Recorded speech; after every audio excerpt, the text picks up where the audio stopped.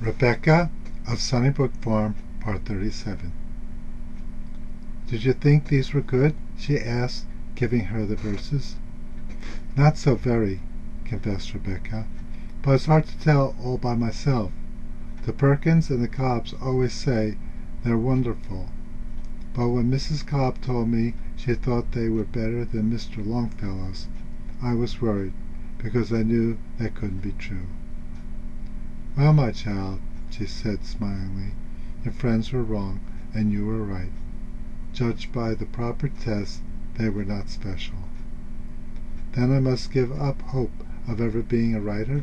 sighed Rebecca, wondering if she'd keep the tears back until the interview was over. "Don't judge yourself so fast," interrupted Mrs. Maxwell.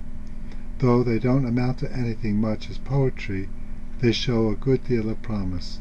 You almost never make a mistake in rhyme or meter, and this shows you have a natural sense of what is right in good form, poets call it. When you have more experience, I think you may write very good verses. Poetry needs knowledge, vision, and imagination, Rebecca. You have not the first two, yet you have a good touch of the last. May I try some more poetry, even to amuse myself?" "Certainly you may. It will only help you to write better prose. Now, for the first composition, I am going to ask all the new students to write a letter giving some description of school life. With my father being dead now, I have the best and kindest man in the world. He is rather old and sometimes very quiet and grave, but sometimes, when he's happy, he is full of fun. His name is Mr. Adam Ladd." "Do you know Mr. Ladd?" asked Miss Maxwell in surprise.